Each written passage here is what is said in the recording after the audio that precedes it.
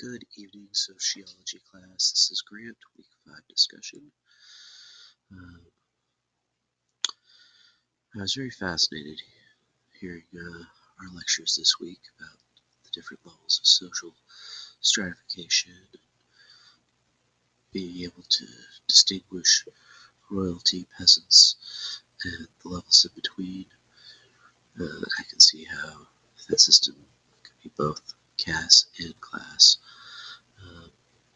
but maybe it falls under its own title altogether. I think it'd be interesting to see how one might climb the social ladder. In the lecture, we heard that a social stratification could be subjective to what one individual feels they're part of. Hearing this question, I thought there were only 3 classes: low, middle, and high or upper class, and I said I'd be middle class. Then I heard that a working class was another class that was within the spectrum.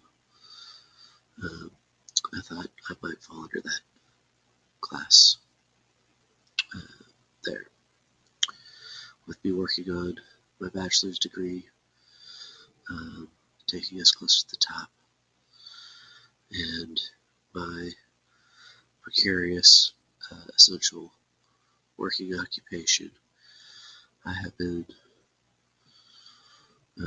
most of my life, I've felt very devastated hearing the article on the privilege of social distancing. It made me feel that I was in the under or low class stratification. When I read how a sociologist can make a bunch of hypotheses on where one would live, what books or magazines they would own, or what art might be on their wall, it made me think, I wonder what profile they'd come up with for me. I feel they'd be way off, just given my income and position. I didn't experience the pandemic locked in a home like most people, but I understand the struggles many faced as they had to be parents and teachers. Somewhere in the middle of the pandemic, I watched 24, and I got to see, only military, medical, and law enforcement teams were the only ones allowed out of their house. If this broken system had been in place here during our pandemic, I might be experiencing the traumas the others felt.